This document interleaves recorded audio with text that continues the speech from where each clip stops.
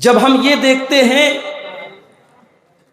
کہ لا الہ الا اللہ پڑھنے والا وہ ذلیل ہو رہا ہے اور غیر اللہ کی عبادت کرنے والا عزت پا رہا ہے، جو گھر اللہ کی عبادت کے لیے بنایا گیا اسے مسمار بھی کر دیا جا رہا ہے، اسے گرا بھی دیا جا رہا ہے، اسے ڈھا بھی دیا جا رہا ہے، اور اس کی جگہ پر شرک کا آستانہ کھڑا کیا جا رہا ہے۔ تو سوال پیدا ہوتا ہے کہ ایسا کیوں؟ کیا نعوذ باللہ ہمارا دین سچا نہیں ہے؟ کیا ہم ایک اللہ کے ماننے والے نہیں ہیں؟ کیا اسلام دین برحق نہیں ہے؟ اور اگر ایسا ہے، ہم ایک اللہ کے ماننے والے ہیں اور اسلام سچا دین ہے اور اللہ ہمارا معبود ہے، تو پھر ہمارے ساتھ ایسا کیوں ہو رہا ہے؟ قرآن کریم میں اللہ تعالیٰ نے کئی جگہوں پر اس سوال کا جواب ہمیں دیا ہے۔ اس میں سے ایک آیت جو میں نے آپ کے سامنے پڑھی ہے سورہ عنکبوت کی ابتدائی آیت ہے۔ ان آیتوں میں اللہ تعالیٰ نے ہمارے اس سوال کا جواب دیا ہے کہ ایمان کا راستہ کوئی پھولوں کی سیج نہیں ہے۔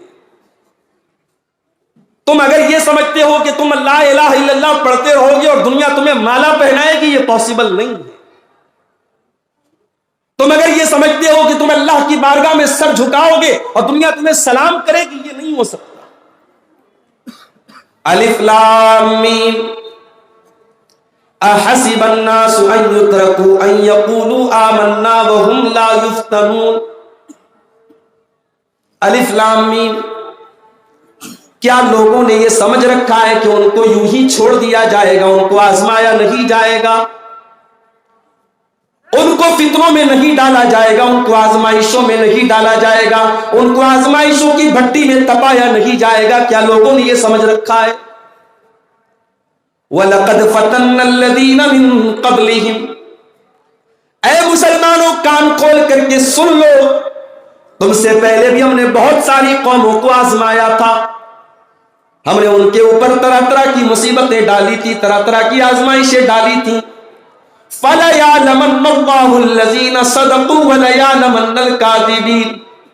یہ اللہ کا دستور ہے، یہ اللہ کا قانون ہے، یہ اللہ کی سنت ہے، وہ ہر دور میں اپنے ایمان والے بندوں کو آزمائے گا تاکہ سچوں کو الگ کر دے، جھوٹوں کو الگ کر دے، مومن کو الگ کر دے، منافق کو الگ کر دے۔ ایمان کے راستے میں آزمائش تو آئے گی۔ ایمان کا راستہ کوئی اتنا آسان راستہ نہیں ہے۔ آپ نے جب لا الہ الا اللہ پڑھ لیا اور آپ نے اسلام کے اندر اپنے آپ کو داخل کر لیا تو تیار ہو جاؤ، آپ کے راستے میں طرح طرح کی مصیبتیں آئیں گی۔ ہو سکتا ہے ایسا بھی دور آئے کہ آپ کو لا الہ الا اللہ پڑھنے پر آپ کے منہ میں انگارے ڈال دیے جائیں، ایسا دور بھی آ جائے کہ توحید کے بدلے میں آپ کو اپنی جان گنوانی پڑ جائے۔ اللہ کے نبی نے ایسے موقع پر فرمایا تھا لا تشرک باللہ وان قتلت او حرقت، اگر ایسا دور آ جائے کہ توحید کے بدلے میں تمہیں قتل کر دیا جائے، تمہیں جلا دیا جائے، تم قتل ہو جانا، تم جلنے پر جلنا گوارا کر لینا، مگر توحید سے کمپرومائز مت کرنا۔ آج کیا ہو رہا ہے؟ لکھنؤ سے 300 مسلمان، لکھنؤ سے 150 کلومیٹر دور ایک جگہ پہنچتے ہیں، میں جگہ کا نام نہیں لوں گا، ریکارڈنگ ہو رہی ہے۔ لکھنؤ سے 150 کلومیٹر دور پہنچتے ہیں 300 مسلمان، جس میں برقع پوش عورتیں بھی ہیں، اور وہاں جانے کے بعد ایک ایسی جگہ کی وہ زیارت کرنے جاتے، ایک ایسی جگہ کا دیدار کرنے جاتے، ایک ایسی جگہ کا درشن کرنے جاتے جہاں کے بارے میں ہم سب جانتے ہیں کہ اللہ کا ایک گھر گرا کر کے وہاں بت خانہ بنایا گیا، اور بڑے ڈنکے کی چوٹ پر کہتے ہیں صاحب ہم تو مسلمان ہیں۔ میڈیا ان مسلمانوں کو ہائی لائٹ بھی کرتا ہے، میڈیا کی نظر میں وہ بڑے اچھے مسلمان ہیں، میڈیا کہتا ہے کٹر مسلمانوں دیکھو تم کیسے مسلمان ہو، دیکھو یہ مسلمان ہیں، یہ اسلام کے ماننے والے ہیں، اور موقع آیا تو فلاں کے آگے بھی سر جھکانے کے لیے تیار ہو گئے، تم کیسے مسلمان ہو، تمہارے منہ سے تو اللہ کے سوا کوئی لفظ نہیں نکلتا۔ ہائے دنیا والوں، کان کھول کر کے سن لو، ہم نے جب لا الہ الا اللہ پڑھ دیا تو لا الہ الا اللہ کا مطلب یہی ہوتا ہے ہمارا سر جھکے گا تو اللہ کے آگے جھکے گا، ہماری پیشانی اگر جھکے گی تو اللہ کے آگے جھکے گی، ہم کسی کا نعرہ اگر لگائیں گے، کسی کی محبت کا ترانہ اگر گائیں گے، کسی کے آگے اگر ہم ہاتھ پھیلائیں گے تو وہ ذات صرف اور صرف اللہ کی ذات ہے، اور کسی اور کے در پہ سر جھکانے والا سب کچھ ہو سکتا ہے، مسلمان نہیں ہو سکتا۔ اور اسلام کا دشمن یہی چاہتا ہے۔ معاف کرنا اگر آپ کو یہ لگتا ہے کہ اسے آپ کی دولت سے پرابلم ہے، نہیں، نو پرابلم۔ ابھی میرے پاس ممبئی سے ایک عورت کی کال آئی، اسی بہار کی، بنگال کی رہنے والی وہ خاتون اس وقت ممبئی میں رہتی ہیں، کہنے لگی مولوی صاحب، شیخ صاحب، میرے والد ہائی کورٹ کے جج سے ریٹائر ہوئے ہیں، بہت اونچی پوسٹ پر تھے، آج ممبئی میں 3 کروڑ کا بنگلہ انہوں نے بنایا ہے۔ مولوی صاحب سب کچھ اچھا ہے مگر میرے والد کا دین سے کوئی تعلق نہیں ہے، انہیں علماء سے نفرت ہے، انہیں اسلام سے نفرت ہے، وہ نام کے مسلمان ہیں، ان کے اندر دینداری نام کی کوئی چیز نہیں ہے۔ معاف کرنا میرے بھائیوں، اگر ہماری قوم میں ایسے جج تیار ہو رہے ہیں، ایسے وکیل تیار ہو رہے ہیں، ایسے ڈاکٹر تیار ہو رہے ہیں جو نام کے مسلمان ہیں اور ان کے دل میں اسلام کی کوئی محبت نہیں ہے، ان کے دل میں اللہ کی کوئی محبت نہیں ہے، ان کے دل میں توحید نہیں ہے، ہمیں نہیں چاہیے ایسے وکیل، ہمیں نہیں چاہیے ایسے جج، ہمیں نہیں چاہیے ایسے ڈاکٹر، ہم ایسے جاہل، ہم ان سے بہتر اس جاہل مسلمان کو سمجھتے ہیں جو زیادہ پڑھا لکھا تو نہیں ہے مگر اللہ کی توحید کو جانتا ہے، اللہ کو پہچانتا ہے، اسے معلوم ہے کہ سر کس کے آگے جھکانا ہے، اسے معلوم ہے کس کے آگے نہیں جھکانا ہے۔ اور اسی لیے ہم کہتے ہیں دنیا آج مدرسوں کا مذاق اڑا رہی ہے، حکومت کے نشانے پر مدرسے، اپنوں کے نشانے پر مدرسے، غیروں کے نشانے پر مدرسے، مگر برہیٹ والوں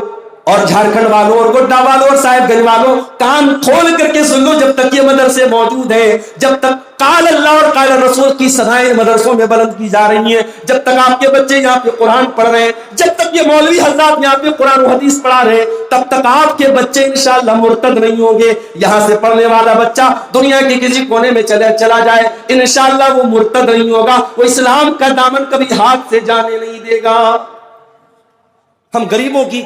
غریبوں کی پونجی کیا ہے میرے؟ ہم غریبوں کے مکان بڑے چھوٹے چھوٹے ہیں، جھوپڑ پٹیوں میں رہنے والے اور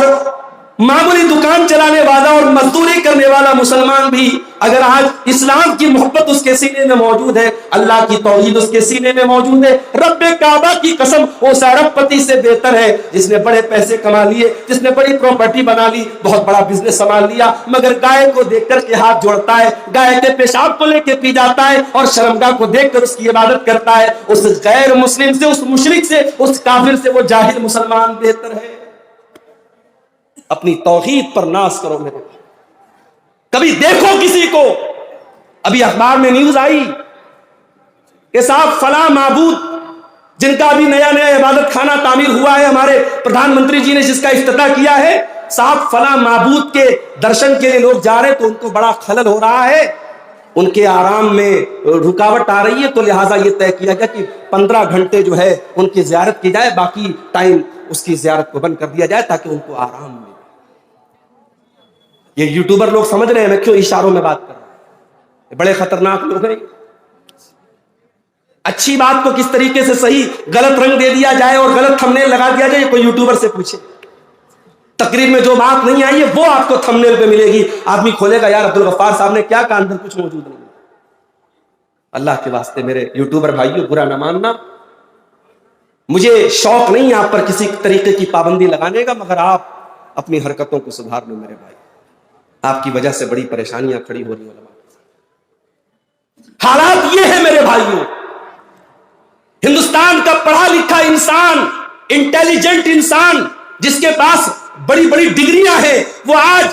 پتھر کے بت کے آگے جا کے سر جھکا رہا ہے۔ میرے بھائیوں ایسا منظر دیکھ کر کے اللہ کا شکر ادا کیا کرو، اللہ نے ہمیں توحید پر بنایا، اور جب توحید کے اس راستے پر آئے ہو تو کان کھول کر کے سن لو، یہ پھولوں کی سیج نہیں ہے، کانٹوں کا راستہ ہے۔ اسلام کا دشمن کبھی نہیں چاہے گا کہ آپ کی پیشانی ایک اللہ کے آگے جھکے۔ اللہ نے قرآن کے دوسرے پارے میں فرمایا وَلَا يَزَالُونَ يُقَاتِلُونَكُمْ حَتَّى يَرُدُّوكُمْ عَنْ دِينِكُمْ، اے نبی یہ کفار اور مشرکین تو یہی چاہتے ہیں، اسی لیے تم سے لڑنا چاہتے ہیں، تم کو اسلام سے ہٹانا چاہتے، تم کو دین سے ہٹانا چاہتے، تم کو مرتد بنانا چاہتے۔ بظاہر تم مسلمان رہو، سر پہ ٹوپی بھی لگا لو، نام عبداللہ رکھ لو، عبد الرحمن رکھ لو، لیکن تمہاری مینٹیلٹی کافر کی ہو جائے، تمہاری سوچ مشرک کی ہو جائے، تم اللہ کو نہ پہچانو، تم رسول کو نہ پہچانو، تمہیں توحید سے کوئی مطلب نہ رہے، ایسا مسلمان یہ چاہتے ہیں۔